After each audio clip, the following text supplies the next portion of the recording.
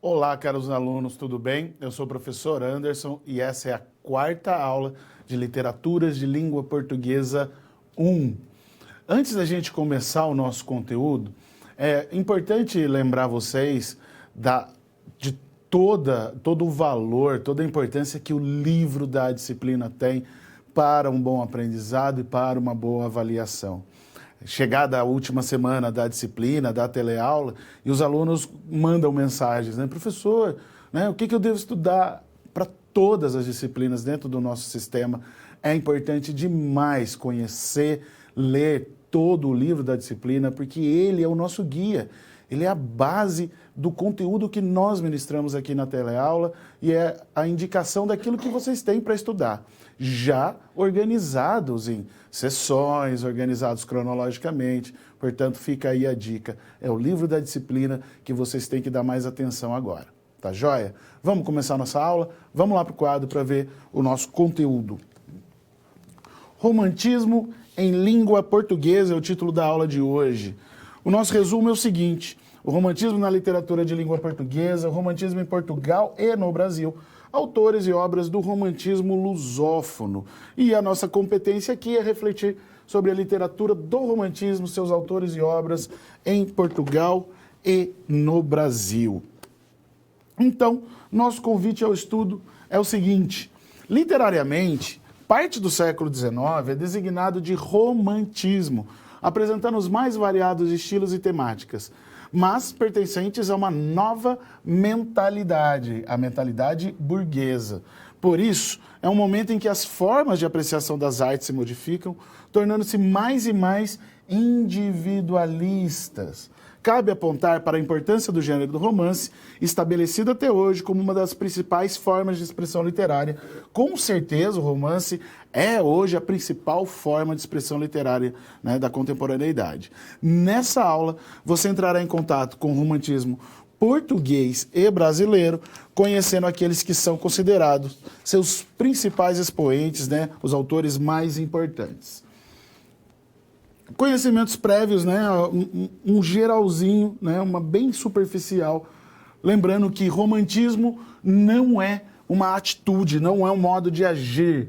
Romantismo é um movimento artístico, político e filosófico surgido nas últimas décadas do século XVIII na Europa, que durou por boa parte do século XIX. Aqui no Brasil, ele é dominante no século XIX. Caracterizou-se como uma visão de mundo contrária ao racionalismo e ao iluminismo, que são características do movimento anterior, o arcadismo, e buscou um nacionalismo que viria a consolidar os estados nacionais na Europa, mas também, no nosso caso, a gente é muito dependente na identidade nacional de tudo que foi feito durante o romantismo. Situação geradora de aprendizagem. Essa é a nossa quarta aula de Literatura de Língua Portuguesa 1. Nela tratamos de um tipo de literatura mais próxima daquela que é produzida nos dias de hoje, principalmente se compararmos com o trovadorismo lá na primeira aula. Se atualmente vivemos em um mundo altamente comandado pelos mercados em nível global, é preciso ter em mente que isso se consolidou no final do século XVIII e durante o século XIX. Essa ideia de globalização não é moderna, com o estabelecimento do poder econômico, político e social da burguesia.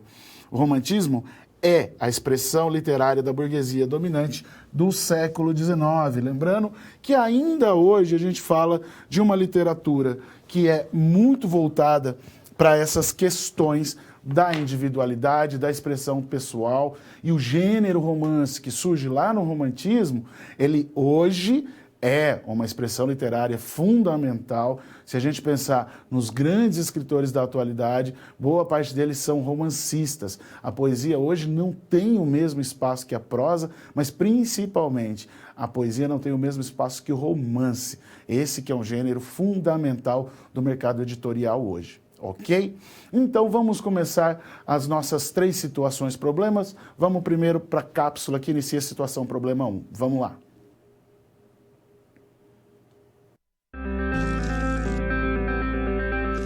Olá! Você já pensou no dia a dia da carreira que você escolheu seguir? Bom, para ter uma ideia dos desafios da sua área, agora você vai procurar soluções para situações problema. Para prosseguir, primeiro é necessário ter estudado e finalizado a sua pré-aula, já que é nela que você encontra os conceitos e as teorias da disciplina. Feito isso, você vai conhecer a sua primeira SP e vai identificar onde a situação se passa, quais agentes estão envolvidos e quais são os recursos disponíveis. Com essas informações, você vai problematizar o contexto apresentado para então solucionar o desafio. Preparado para começar a SP1? Então, boa sorte e até mais!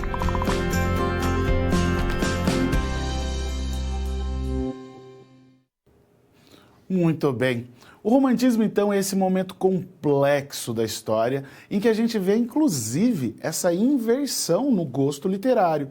Se a poesia era dominante nos momentos e movimentos anteriores, durante o romantismo, a prosa ganha destaque, ganha muito espaço, e é a prosa que comanda o mercado editorial. Os livros são publicados primeiro em folhetins, ganham público, ganham ali um status social e a partir daí se transformam em sucessos editoriais.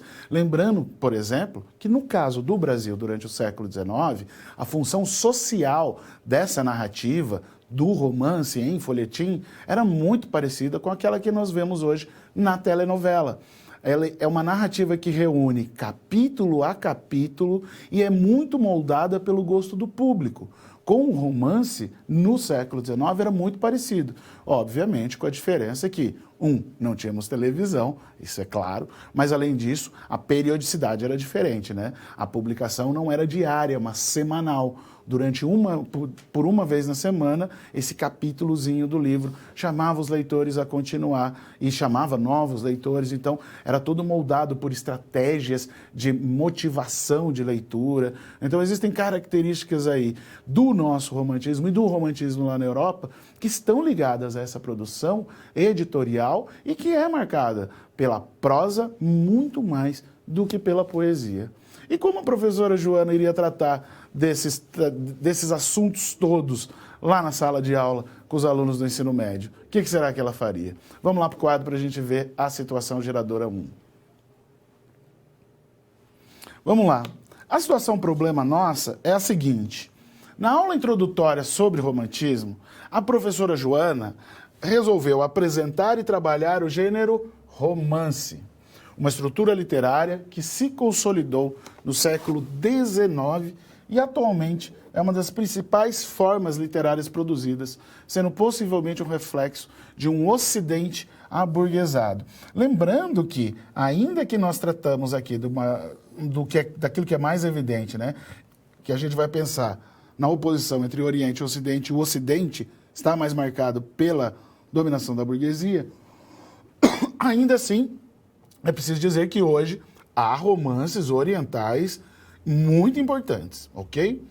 Ela também mostrou aos seus alunos como muitos escritores portugueses do século XIX se utilizaram do ensejo histórico para escrever seus romances, como Almeida Garré e Alexandre Herculano, que tentaram reconstruir ficcionalmente as origens da nacionalidade em suas obras.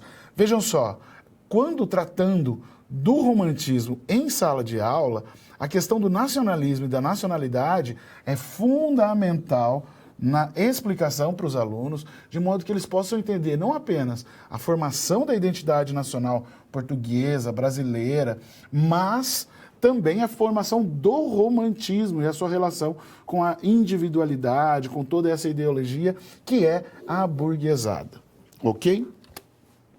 Baseando-se nesses conhecimentos, a professora pediu aos alunos que fizessem um projeto de romance histórico, ou seja, que esboçassem a estrutura. Veja, não é escrever um romance, é esboçar a estrutura desse romance, o qual deveria buscar a origem de suas comunidades ou cidades, né? E aí, a pergunta que fica para a situação problema 1 é: quais são os elementos que não poderiam faltar nesse projeto? Imaginem, por exemplo, você aí, na sua cidade, na sua localidade, tratando daquilo que é mais próprio, aquilo que você, que nasceu nesse lugar, que cresceu nesse lugar e vive nesse lugar, aquilo que só você sabe. Eu também estou falando moro na cidade em que nasci e tenho uma apreciação diferente daquela das pessoas que vêm para cá morar. Isso faz com que o sentimento de identidade minha para com a cidade é muito diferente daquele de uma pessoa que é recebida aqui. Essa identidade própria, né, do autóctone, daquele que se sente pertencente a determinado lugar, é muito importante quando a gente está falando do romantismo, porque o romantismo é essencialmente nacionalista. Essa é a principal questão quando a gente precisa apresentar para os alunos. Mesmo na terceira fase, quando a gente vai tratar de Castro Alves, é ainda uma marca do nacionalismo a preocupação social.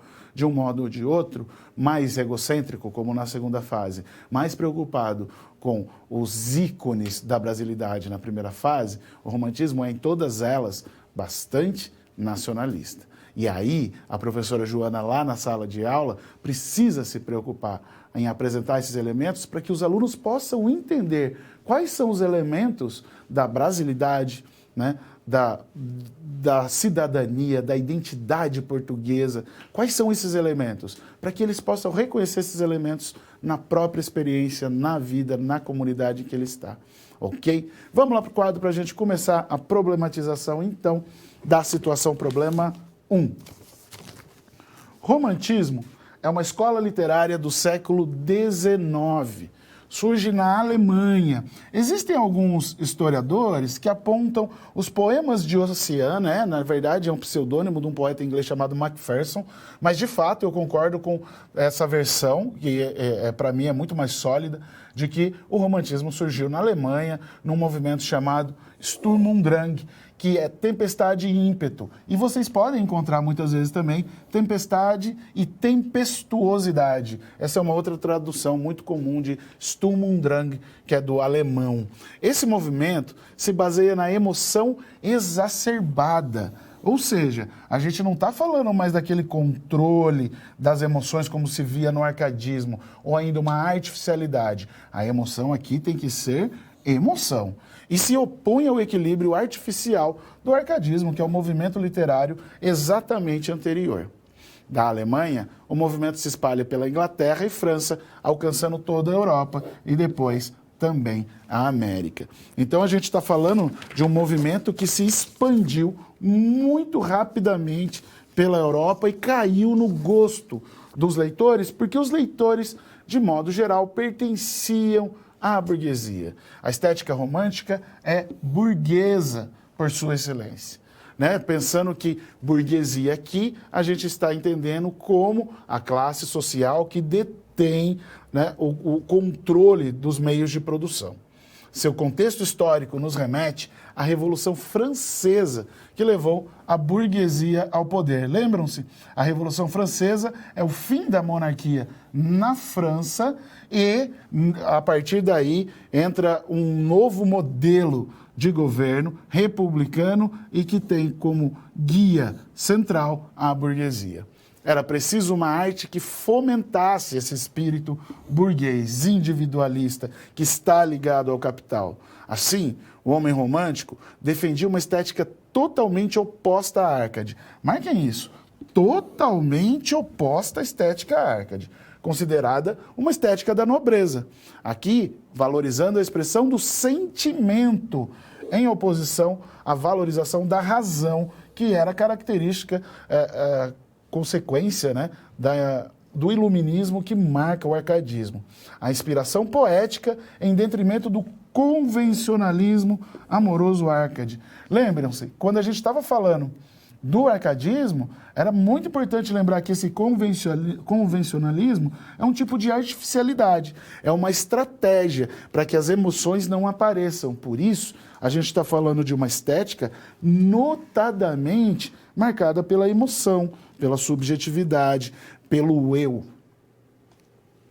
Os românticos não viam mais a natureza como objeto de imitação, porque na imitação da natureza, como os Árcades faziam, a gente tinha aquela natureza que parece o fundo de tela do computador, um gramadinho todo certinho, mas aquela natureza era uma natureza artificial. Os românticos viam a natureza como objeto de inspiração. dar vazão ao sentimento, à emoção, ao subjetivo, era fundamental. Em Portugal, assim como em toda a Europa, o romantismo ganha espaço por conta de uma necessidade de renovação. O arcadismo e o pensamento iluminista acaba se estagnando na passagem do século XVIII para o século XIX.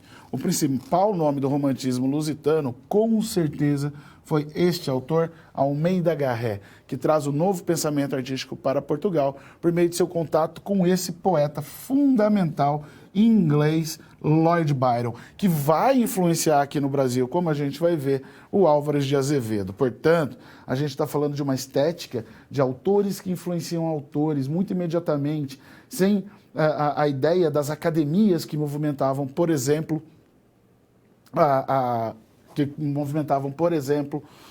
todas as academias ali, né, todo o pensamento iluminista, todo o pensamento que a gente hoje conhece por arcadismo. O romantismo foi um movimento artístico que surgiu na Europa no século XVIII e durou até meados do século XIX.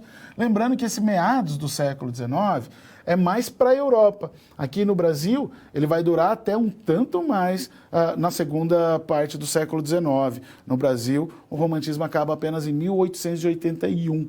Ele influenciou a literatura, a pintura, a música, a arquitetura, portanto, a gente consegue ver exemplos do romantismo em cada uma dessas artes aqui.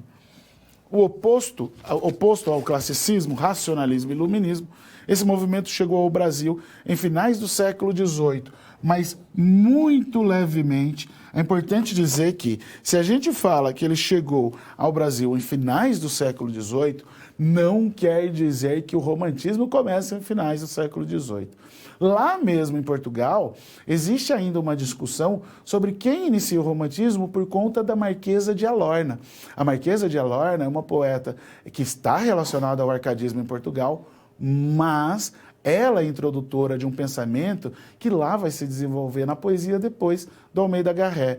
Então, o pensamento romântico chega antes, de fato, do que o romantismo como obra, né, que a gente vai chegar apenas em 1836, com a publicação de Suspiros Poéticos e Saudades, do Gonçalves de Magalhães. Mas o pensamento romântico, a influência, como eu disse, ela se alastra muito rapidamente e ela vai moldar um período que no Brasil é fundamental. O período de 1808 a 1821, que a gente chama de período joanino, né? É o momento da estadia daquele que chega aqui como príncipe regente e volta a Portugal como rei aclamado, Dom João VI, né? E é um período de transformações imensas no nosso país e que levam à independência em 1822, portanto, no ano seguinte da partida de Dom João VI. Então, a gente está falando de um momento que há um ideário que é fundamental para que tudo isso possa acontecer, mas o romantismo propriamente se inicia no Brasil em 1836, ok? Vamos lá para o quadro para a gente continuar. Como escola literária, as bases do sentimentalismo romântico e do escapismo foram estabelecidas pelo romance Os Sofrimentos do Jovem Werther, que eu recomendo fortemente a leitura. É um romance muito rápido de ser lido, é possível ler numa tarde. Desse que é um dos mais importantes artistas de todo o tempo, Johann Wolfgang von Goethe, publicado na Alemanha em 1774. Goethe é não apenas o ponto de lança do movimento Sturm und Drang, mas é um artista completo, atuou em muitas áreas, era pintor, escultor, escritor, atuava também na produção de peças teatrais, etc. Esse é o exemplo da grandiosidade que se buscava na expressão nacional, na expressão da individualidade. E Os Sofrimentos do Jovem Werther é o livro que melhor exemplifica isso. Na Inglaterra, o romantismo manifesta nos primeiros anos do século XIX, com destaque para a poesia ultrarromântica, né? Ultrarromantismo é uma expressão que é tão importante para a literatura romântica desenvolvida na Inglaterra, que a gente chama também, aqui no Brasil, o ultrarromantismo de byronismo, por conta da influência de Lord Byron. E para o romance histórico, Ivan Roé, de Walter Scott. Os românticos pregam o nacionalismo, incentivam a exaltação da natureza da pátria, o retorno ao passado histórico e na criação do herói nacional, que lá em Portugal é o cavaleiro medieval, no nosso caso é o índio, né? Porque é o autóctone, o verdadeiro brasileiro.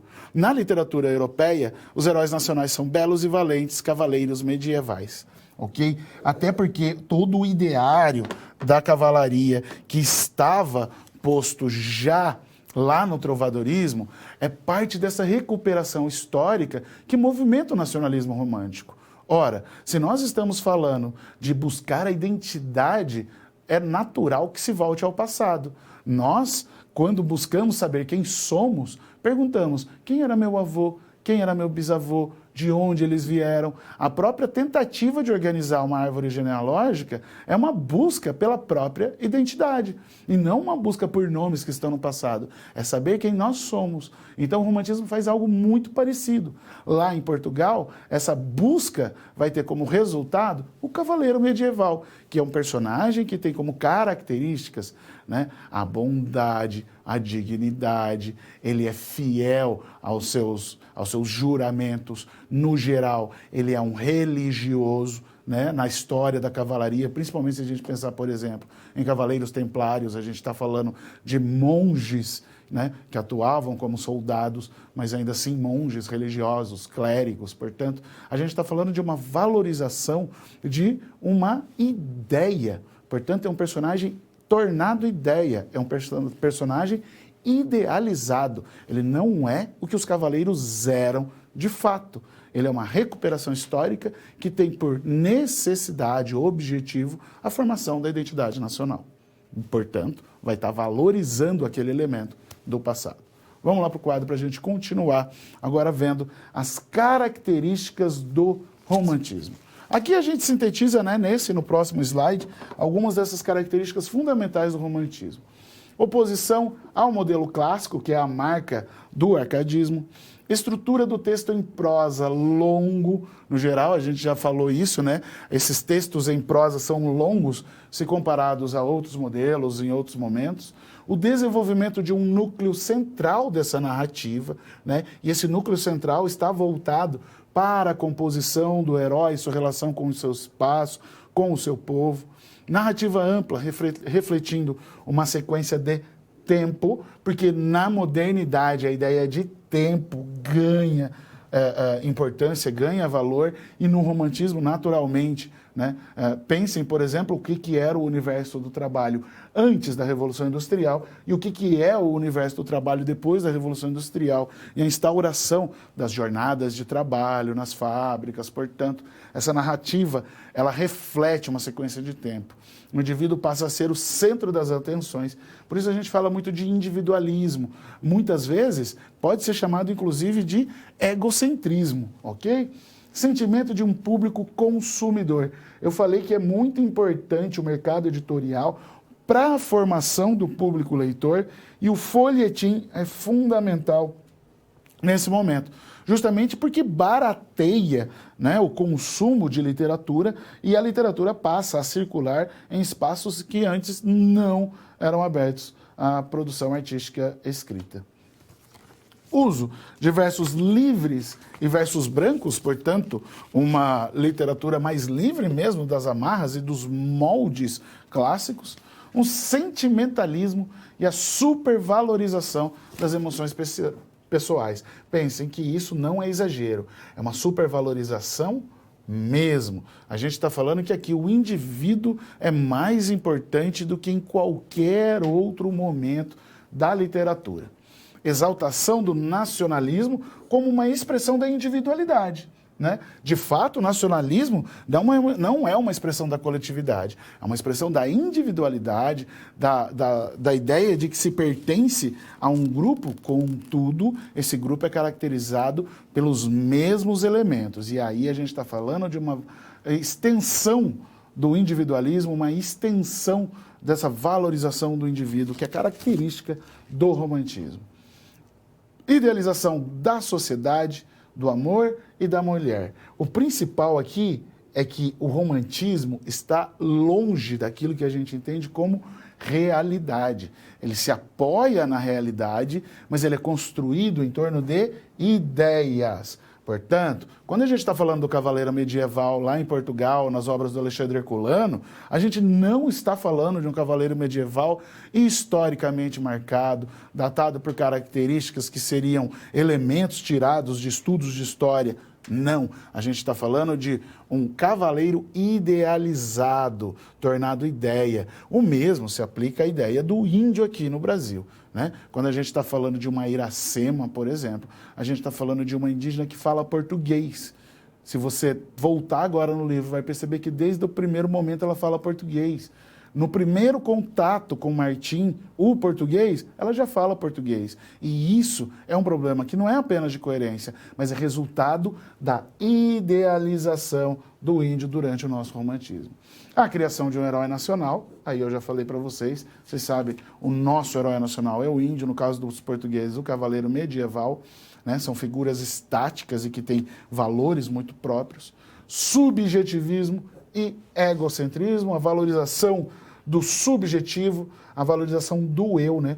Tudo que parte de mim é o mais importante, é quase uma extensão e uma aplicação mais específica das ideias do Renascimento, né? Do antropocentrismo. Aqui o homem já não é mais a medida para tudo, o homem é o centro de tudo, por isso egocentrismo.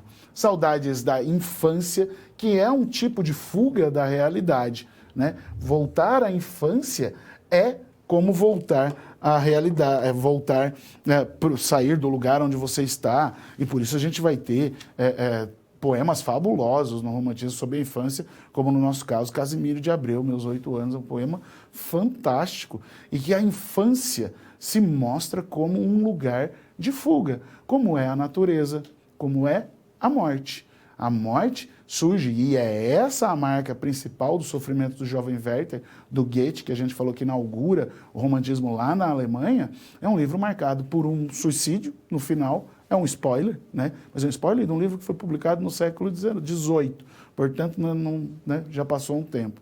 A gente está falando de uma troca muito evidente na maneira como se tratam as emoções. Se no arcadismo as emoções deveriam ser controladas, a partir do sofrimento do jovem Werther, as emoções são completamente descontroladas. E a tristeza, por conta da desilusão amorosa, leva a um tipo de fuga.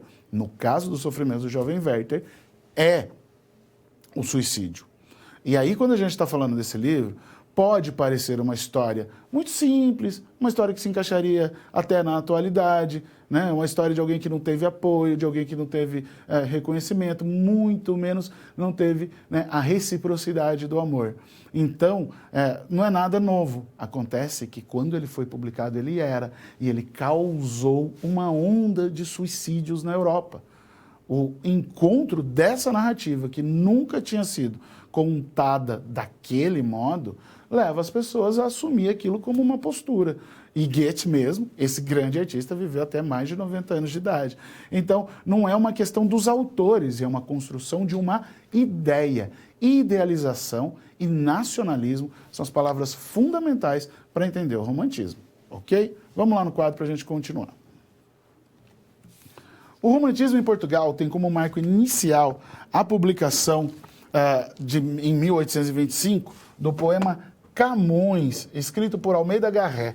A obra foi produzida durante seu exílio em Paris. Então a gente está falando de uma obra que já é uma volta ao passado, porque Camões viveu no século XVI. Portanto, se a gente está falando aqui de Camões e Almeida Garré está no século XIX, ele já está recuperando o passado no livro que inaugura o romantismo em Portugal. Os primeiros anos do romantismo português coincidem com as lutas civis entre liberais e conservadores. A renúncia de Dom Pedro ao trono brasileiro e a sua luta pelo trono em Portugal contra o seu irmão, Dom Miguel, ao lado dos liberais, veio a intensificar esses conflitos. De fato, o ideário todo do romantismo lá, ele foi levado também para um momento de guerra entre liberais e conservadores, né? Aí pensando na monarquia representativa que Dom Pedro representava. Lembrando que lá ele não é Dom Pedro I, ele é Dom Pedro I do Brasil e depois se torna, depois da guerra, Dom Pedro IV de Portugal. O romantismo em Portugal é marcado por 3 gerações. Essa é uma divisão que nós, no Brasil, fazemos porque também se alia à estrutura e à maneira como o romantismo é organizado no nosso caso. Mas existem livros de história da literatura portugueses que contam apenas 2 gerações. E aí a única diferença é que eles unem a segunda e a terceira geração. A primeira geração é marcada por preocupações históricas e políticas notadamente nacionalistas. Almeida Garré, Alexandre Herculano, e aí essa figura que vai ser fundamental para o fim do romantismo em Portugal, Antônio Feliciano de Castilho.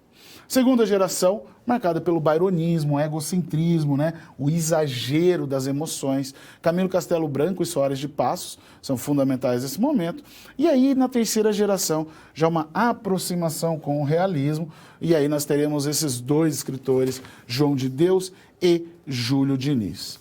E aí, tendo esse conteúdo base, a professora Joana tem que resolver essa situação, problema aí. Embora não seja tão simples a escrita de um romance, o planejamento, que é isso que ela pede na atividade, pode ser um exercício para percebermos como a escrita de um texto literário requer atenção e cuidado. Para ser minimamente coerente e bom, ele precisa ser muito bem planejado.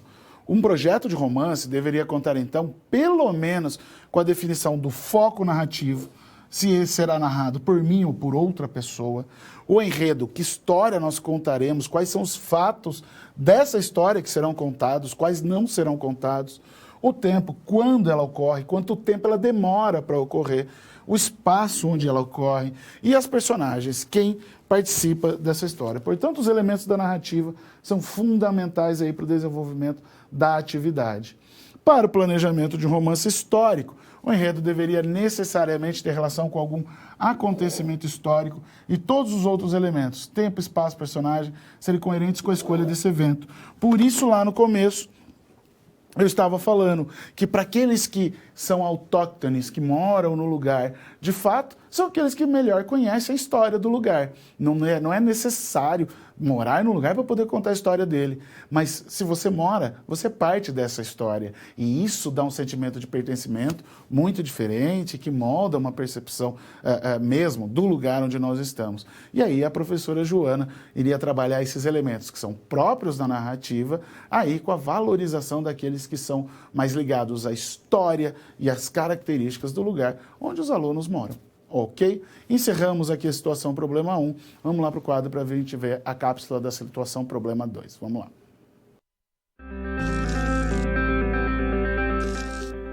E aí? Conseguiu encontrar uma solução satisfatória para a SP1? Como você pôde notar, o desafio apresentado tem como base situações comuns da realidade de mercado. Eles são elaborados a partir de informações de empresas, experiência dos professores e acontecimentos do cotidiano.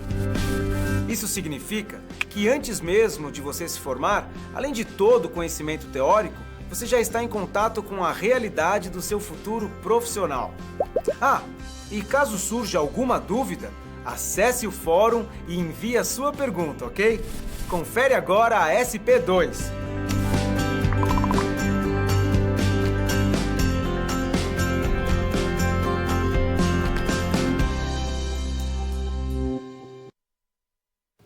Voltamos então agora para a situação problema 2. Vamos lá para o quadro para a gente ver qual é a situação em que está agora a professora Joana. Em sua aula sobre a poesia do romantismo no Brasil, a professora Joana resolveu enfocar esse poeta sensacional, Castro Alves, o poeta condoreirista, comprometido com a questão social da escravidão negra no Brasil do século XIX. Sugeriu, então, que os alunos fizessem uma leitura dramática do poema Navio Negreiro. Lembrando que leitura dramática não é aquela leitura comum, né, declamação. É uma leitura em que se encena o que está ali acontecendo. É um teatro sem o palco, sem as luzes, sem o figurino.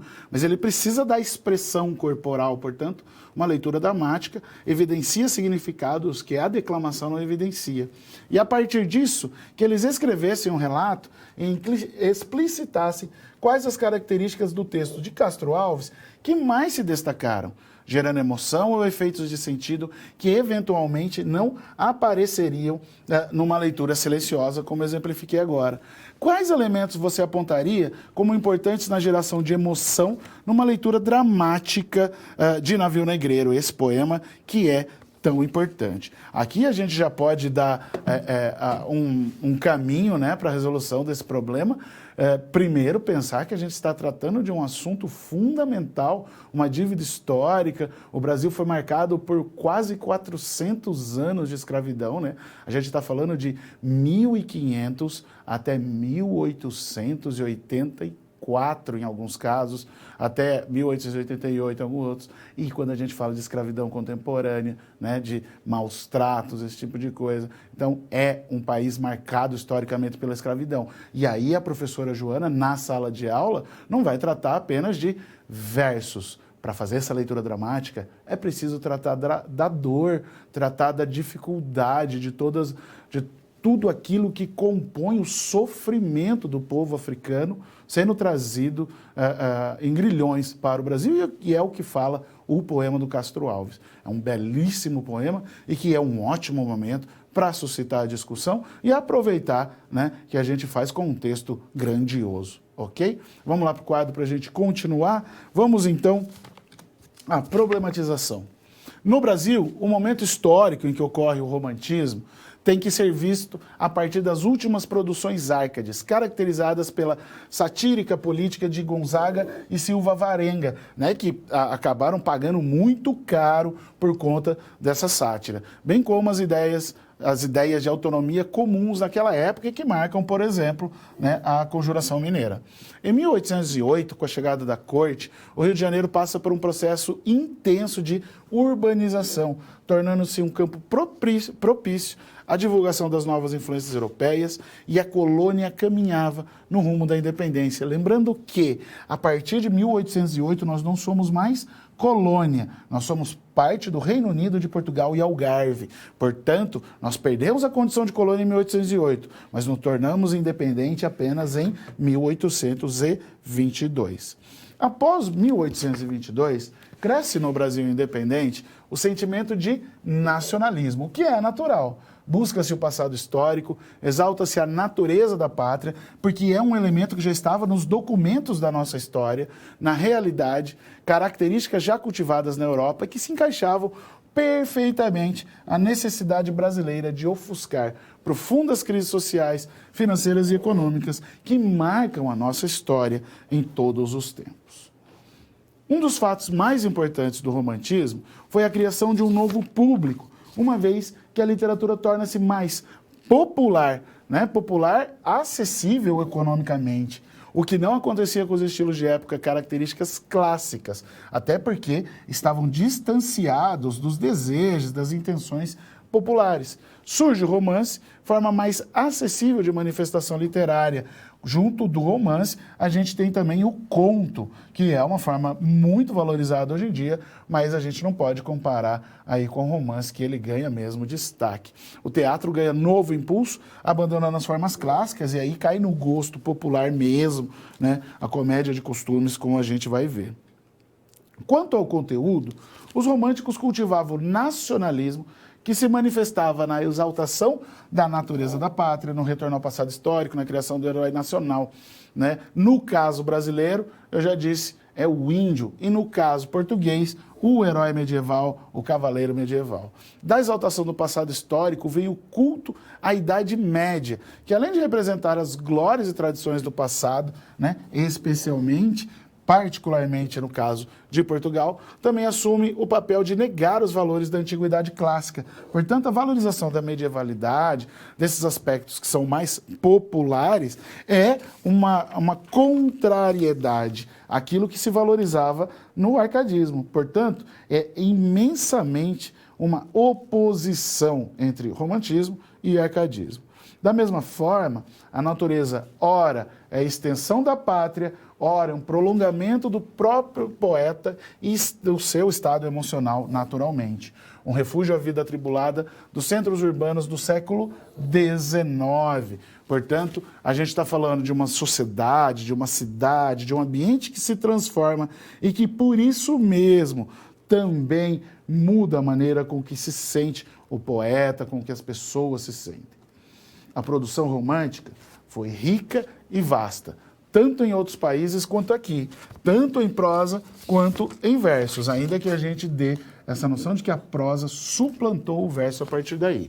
Na poesia, a obra que marca o início das produções românticas é Suspiros Poéticos e Saudades, de Gonçalves e Magalhães, lembrando que, no mesmo ano, 1836, esse autor também publica uma revista com a participação de Manuel Araújo Porto Alegre, que é fundamental para o início do romantismo. O nome da revista é Niterói, e Niterói, né, escrito assim, ele é diferente, Niterói com TH e Y no final, né? Difícil escrever às vezes no quadro, mas é Y no final e com TH.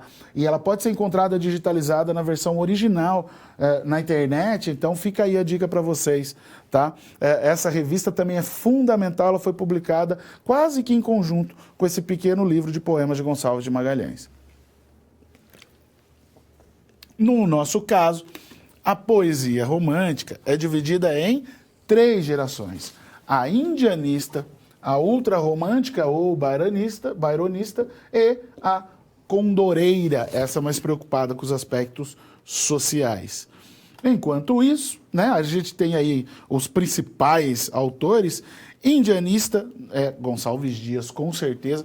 Gonçalves Dias é tão importante, que tem versos seus no hino nacional. Né, versos da Canção do Exílio, que foram incluídos na letra do nosso hino nacional, de tão fundamental que a poesia desse autor é para a formação da identidade nacional brasileira.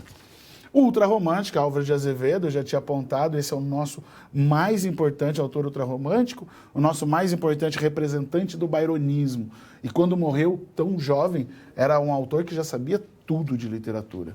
E por fim, a 3ª geração, a condoreira, que tem Castro Alves, a gente já acabou de ver, é justamente o caso que estamos observando com a professora Joana, né? Então, Castro Alves, fundamental para a 3ª geração do romantismo brasileiro, e aí já com uma aproximação daquilo que vai ser o realismo, ainda que não tenhamos poesia realista aqui no Brasil. Enquanto isso, na prosa romântica, iniciava-se de fato a produção da prosa literária no Brasil. Nesse campo, o romantismo se dividiu por tendências, sendo elas, primeiro, o romance urbano, de Manuel Antônio de Almeida, romance regionalista, de Bernardo Guimarães, romance histórico, de Franklin Távora e romance indianista, de José de Alencar. Acontece que essa própria organização em romance urbano, regionalista, histórico, indianista, foi criado por esse cara, José de Alencar, que se encaixa, e tem livros que se encaixam em cada uma dessas categorias. Essa sistematização foi criada por José Martiniano de Alencar, de modo que ele explicasse a sua própria obra. Mas a obra dele é tão vasta e tão importante para o nosso romantismo, que essa mesma sistematização se aplica a toda prosa romântica brasileira.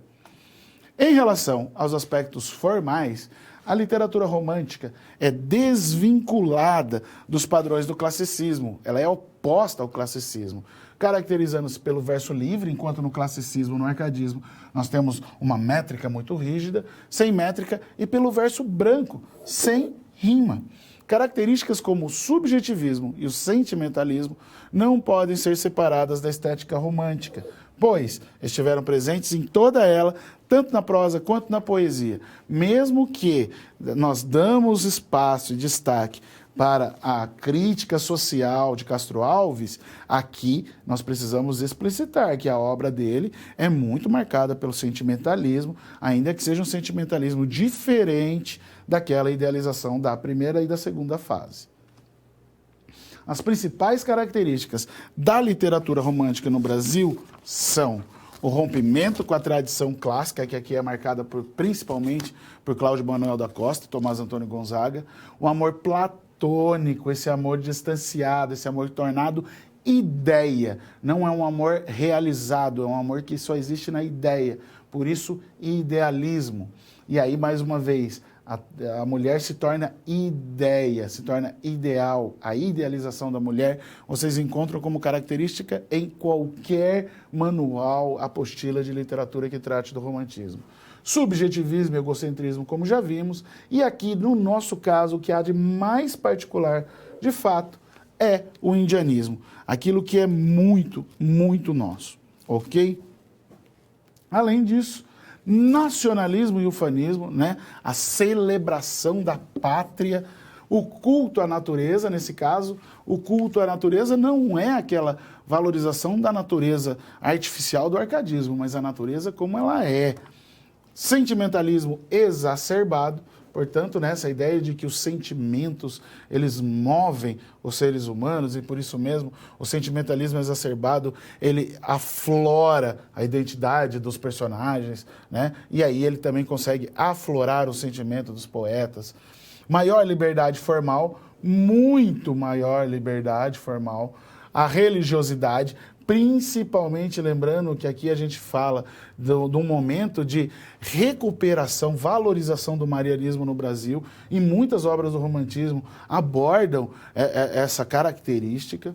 E, por fim, evasão e escapismo, a ideia de fuga da realidade, a necessidade de, às vezes, fugir daquilo que se coloca de uma realidade que é brutal. E aí, quando a gente pensa, por exemplo, na transformação da sociedade pela Revolução Industrial e a mudança dessas, né, de como o tempo é regulado, de como o trabalho, as interações sociais são reguladas, tudo isso é muito opressor. Essas transformações muito rápidas, elas confundem, elas transformam o lugar sem necessariamente transformar as pessoas. É muito parecido com o que a gente vê com a internet hoje.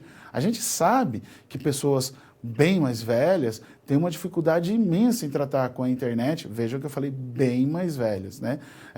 Porque eu tenho um pai de mais de 70 anos que consegue usar razoavelmente. Mas a ideia é essa. Quando a gente fala de pessoas que viveram a maior parte da sua vida num universo tipográfico de papel impresso, lidar com essa realidade é opressor.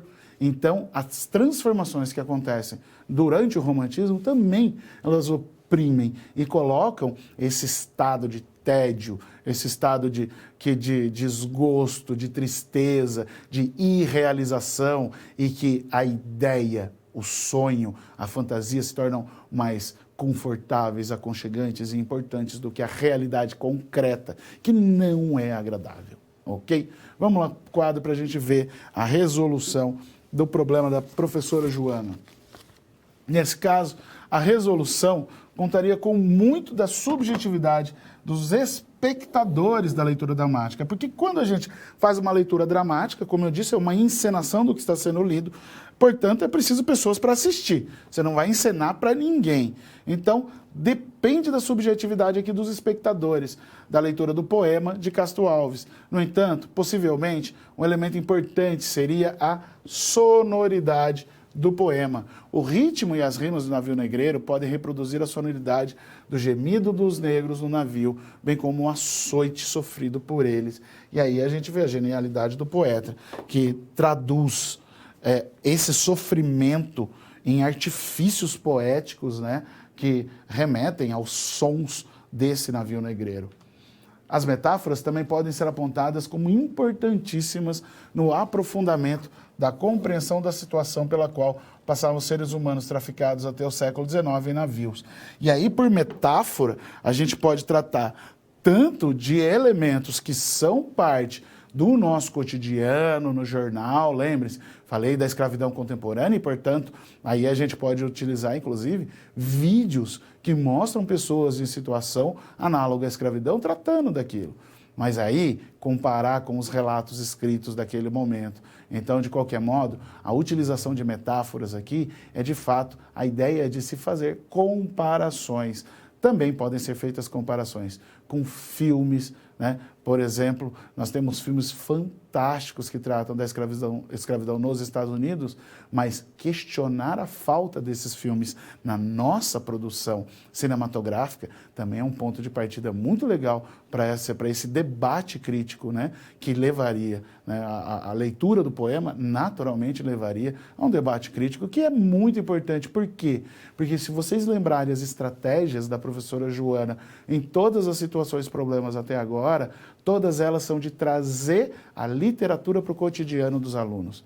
E é isso que essa atividade também tem como objetivo, fazer com que os alunos pensem, ainda que numa situação um tanto mais complexa do que outras, né? Pensando lá, por exemplo, no trovadorismo, né? A gente está falando de uma situação que gera debates críticos, debates muitas vezes acalorados, mas é muito bacana transformar o espaço de sala de aula naquilo com que nós sonhamos, né? Um espaço de formação de pessoas que têm pensamento crítico. E tratar da escravidão é fundamental, porque pensar que quase 400 anos de escravidão não transformam um país é um erro brutal. Vamos lá agora para a cápsula da situação problema 3. Bom, 2 SPs já foram finalizadas. Como você acha que está se saindo? Lembre-se de que para se dar bem é importante seguir as etapas, já que elas facilitam os seus estudos. Vamos revê-las? Primeiro, é necessário estudar a pré-aula para conhecer a teoria e os conceitos da disciplina. Em seguida, leia a SP com atenção para conhecer e interpretar a situação exposta. Feito isso, você deve levantar hipóteses sobre a situação-problema, considerando os recursos disponíveis. E, por fim, você deve aplicar os conceitos estudados com foco em resolver a problematização. Combinado? Então, fique agora com a SP3. Até mais!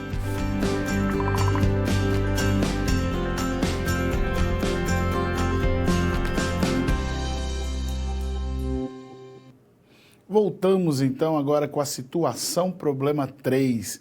Vamos lá para o quadro para a gente ver qual é a situação da professora Joana agora. Na aula a respeito da prosa do romantismo brasileiro, a professora Joana resolveu problematizar uma das vertentes de romance existentes naquele século, no século XIX. A indianista, portanto, os livros que têm como protagonista os índios e aquele índio herói que a gente viu na situação problema 2.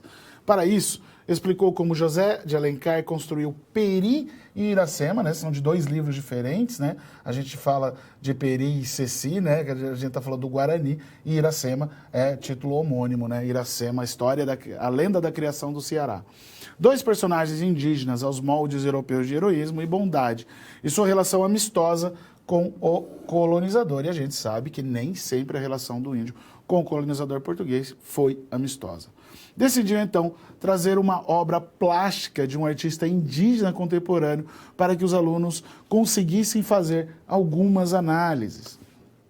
Nós não veremos a obra, nós trataremos aqui da descrição. É muito importante para a gente entender pela descrição. Tratava-se de um quadro que compôs a exposição It Was Amazon, de Jaidel Isbell. Uma está em pé, com um crucifixo no pescoço, segurando uma Bíblia bem em frente ao rosto de uma segunda pessoa que está ajoelhada e com as mãos levantadas, numa gestualidade de adoração. Uma frase impactante também está presente na obra. Você não viu nada. Assim como na situação problema anterior tratava de escravidão, aqui a gente também tem uma situação problema que vai suscitar um debate crítico. A professora, então, pediu que os alunos respondessem qual a diferença existente entre a representação do colonizador em José de Alencar, José Martiniano de Alencar, lá no século XIX, e Jaidel Isbell, aqui no século XX, século XXI, mais propriamente. Como você responderia essa questão? Como nós, professores, devemos responder, como nós devemos apontar essas questões para os alunos? Então, é importante dizer que a prosa romântica, ela é fundamental na criação desse ideário heróico do nacionalismo brasileiro e que é ela que vai moldar as percepções acerca daquilo que é mais a brasilidade, ok? Vamos lá para o quadro para a gente ver então agora a prosa romântica. A prosa romântica introduziu o romantismo no Brasil. Embora ainda seguindo os padrões europeus, na linha de romances como Walter Scott, Honoré de Balzac, a prosa romântica foi determinante para o estímulo à arte nacional e, mais principalmente, ao sentimento nacional. A ideia de brasilidade nasce nesse momento. A difusão da prosa romântica foi impulsionada pelo folhetim. Os folhetins eram capítulos de romances de periodicidade semanal publicados em jornais, e, portanto, a gente está falando de uma mídia mais barata que o livro.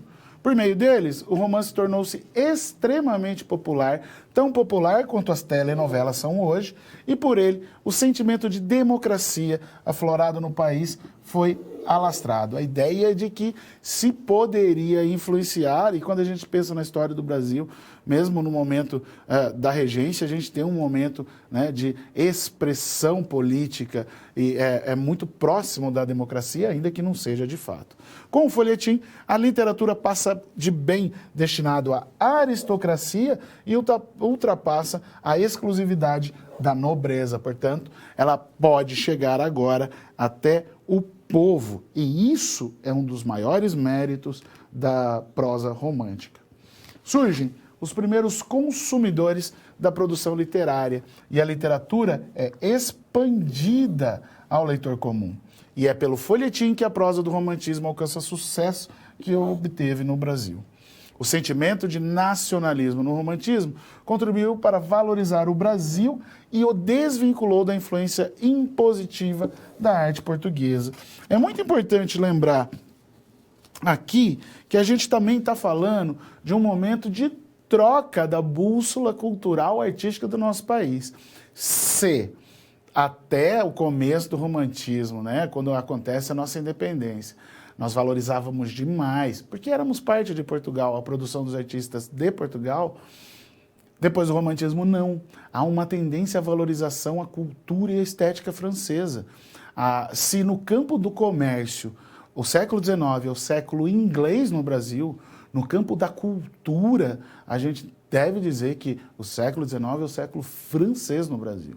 Há um afrancesamento da nossa cultura tamanho que a gente chega a trocar palavras que em Portugal não existem, né? A gente troca palavras da língua portuguesa, né, que existiam. A gente trocou, por exemplo, uma palavra que eu vou falar ela agora, mas poucos ou quase ninguém nessa aula conhece. Sobrecarta. Nós não usamos mais a palavra sobrecarta, nós preferimos, desde o século XIX, utilizar a versão francesa. Envelope. Envelope é a sobrecarta. A troca de um pelo outro indica uma valorização da cultura francesa. Mas quando a gente conhece mais profundamente a obra desses autores brasileiros, a gente vai ver que muitos se inspiraram em autores franceses, aí, principalmente Victor Hugo. Então a gente está falando de uma troca da bússola cultural. A gente não mira mais para Portugal, mas para a França. Vamos lá para o quadro para a gente continuar. Características românticas: nacionalismo, subjetivismo, ufanismo, idealização da mulher, religiosidade, culto à natureza, amor platônico, idealismo, estética nativista e, portanto, aqui uma versão daquilo que são as características da literatura prosaica na Europa, mas aqui, pensando no nativismo, a gente, mais uma vez, está falando que isso é mais propriamente brasileiro, ok? Romance indianista é aquele que buscava valorizar o herói nacional, portanto, um índio. São explorados temas como a natureza, o sentimentalismo. O heroísmo é representado pela nobreza de caráter e valentia das personagens. O principal autor dessa fase da prosa romântica no Brasil é, com certeza, José Martiniano de Alencar. Seria este um estilo criado por ele. Alencar escreveu O Guarani, Iracema e o Birajara. São 3 livros fundamentais desse momento e que moldam o romance indianista no Brasil. Tratar de romance indianista sem tratar de José de Alencar é um erro. O romance urbano retrata a pequena burguesia, a ascensão da classe média, as relações sociais e morais. São narrativas lentas, minuciosamente descritivas da ambientação das personagens, porque era importante mostrar esse ambiente, né? Aí a gente vai ter como grande exemplo a Moreninha, um livro delicioso, de uma leitura super fácil e que é quase uma encenação do Rio de Janeiro do século XIX. Os autores de maior relevância dessa fase são Joaquim Manuel de Macedo, né, o autor da Moreninha, Manuel Antônio de Almeida, com esse livro que, para mim, é um ponto fora da curva, ele tem elementos já do realismo, Memórias de um Sargento de Milícias, e José de Alencar com esse, que são os livros com títulos de mulheres, né, Diva e Senhora. Portanto, o romance urbano, e a gente vai perceber, o Alencar vai estar em todos, né? O Alencar é um cara que eu disse, teve uma obra vastíssima e que organizou essa própria definição. A prosa regionalista representa o povo, diferente dos nobres da corte. Demonstra um ambiente rural em oposição às cidades. Representam, no caso brasileiro, o sertanejo, as paisagens e os costumes do sertão. José de Alencar está entre os principais autores dessa fase da prosa romântica brasileira. Também a obra dele se chama O Sertanejo. Aí se destacam aquele que é meu escritor preferido desse momento no Brasil, é Bernardo Guimarães, com certeza, A Escrava Isaura, e eu recomendo a leitura também de um livro chamado O Ermitão de Muquem, que é o primeiro romance regionalista brasileiro, que foi publicado em folhetim em 1866, no Constitucional das Minas Gerais, e publicado depois em livro pela Livraria Garnier do Rio de Janeiro, em 1869. E, por último, esse livro fantástico do Visconde Toné, que é Inocência. Então, o regionalismo muito bem representado no nosso caso. No romance histórico, há importantes obras que reconstroem com detalhes a história do país. Mais uma vez, Alencar é um dos principais e um dos primeiros nesse molde. Os romances indianistas são romances históricos, pois também tratam de temas históricos. Por exemplo, Iracema é a lenda da criação do Ceará. E aí, a despeito de ter morrido com apenas 48 anos, Alencar foi ávido escritor e dono de uma vasta obra, e foi um opositor ferrenho de Dom Pedro II. Escreveu romances, urbano, indianista, regionalista, histórico, crônicas, críticas, teatro. Era jornalista e cobria também, durante um momento, o Senado brasileiro e, portanto, estava envolvido em política. Foi deputado, deveria ter sido senador, mas foi tolhido a sua eleição por Dom Pedro II. Suas obras foram marcadas, em sua maioria, por temáticas voltadas para o nacionalismo, a história e a cultura popular brasileira. Outra importante característica refere-se à linguagem, uma vez que Alencar foi um grande inovador da língua portuguesa e valorizou uma linguagem mais nacional. Portanto, a obra de Alencar, ela aproxima o leitor brasileiro da prosa romântica. Ela aproxima todo aquele ideário romântico europeu daquilo que é mais brasileiro. Portanto, a linguagem utilizada ali, ela está mais próxima do português que nós falamos do que o português que está registrado, por exemplo, nos livros de Alexandre Herculano, de Almeida Garré, Camilo Castelo Branco.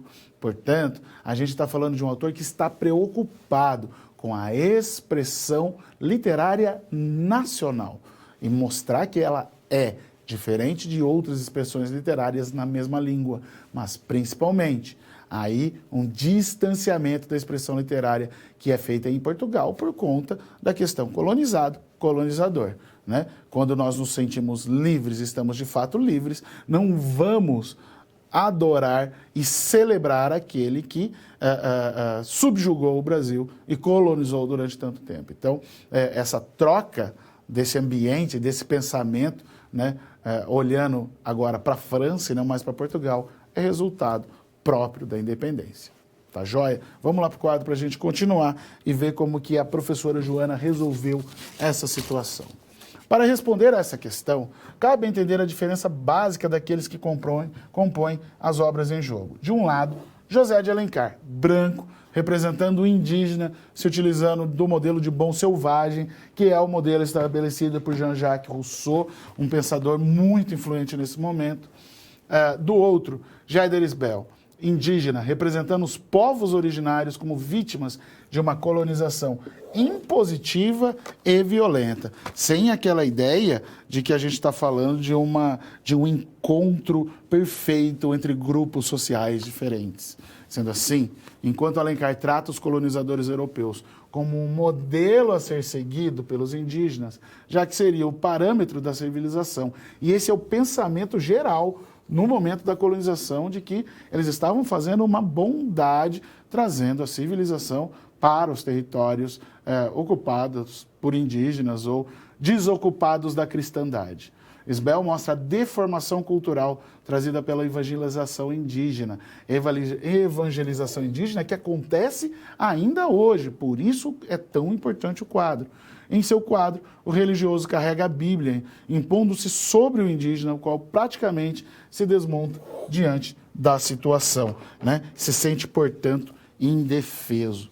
E aí, a gente está falando de mais um momento em que a literatura leva ao pensamento crítico, ao debate. E, como eu já falei em outras aulas, é nesse momento que o professor deve ser o mediador, não apenas entre os conhecimentos que ele tem da história da literatura, das características do romantismo, das obras, da história do nosso país naquele momento, e os alunos, que estão todos envolvidos numa cultura digital, mas que podem se aproximar pelo viés do encontro amoroso, pelo viés da subjetividade, pelo viés do egocentrismo. São muitas as possibilidades aqui, mas de qualquer modo, é importante lembrar que é uma grande oportunidade para tratar criticamente de assuntos que são importantes para o mundo contemporâneo, para o universo onde vivem esses alunos. E isso é fundamental quando a gente está pensando em todas as estratégias que a professora Joana utilizou nessas 4 aulas, né, em todas as situações problemas. São estratégias voltadas mesmo para aproximar alunos e conteúdo da literatura. Ok? Fechamos a resolução da situação problema 3. Vamos então à outra cápsula que encerra essa parte da nossa aula. Vamos lá. Bom, chegamos ao final da nossa aula. E depois de concluir todas as SPs, é hora de você refletir sobre tudo que aprendeu com os desafios. Vamos lá? Primeiro, ficou claro que o conhecimento vem ao fazer uso do material didático disponível no ambiente virtual do aluno. Isso inclui fazer a pré-aula, assistir aos vídeos, ler os textos e acessar as web-aulas. E depois de compreender os conceitos da disciplina, você aprendeu como aplicar os fundamentos aprendidos em situações similares às da realidade do mercado de trabalho. Tudo isso faz de você um aluno proativo e mais capacitado para exercer a sua profissão, o que te coloca passos à frente na hora de ter sucesso profissional. Mas não acabou, você ainda tem a sua pós-aula para acessar, não vai esquecer, hein? Cada parte do processo é essencial para a sua aprendizagem. Respeite todas as etapas, ok? Bons estudos! Tchau!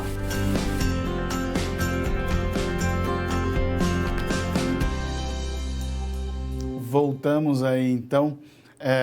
Vamos ao quadro para a gente fechar essa nossa parte, provocando novas situações.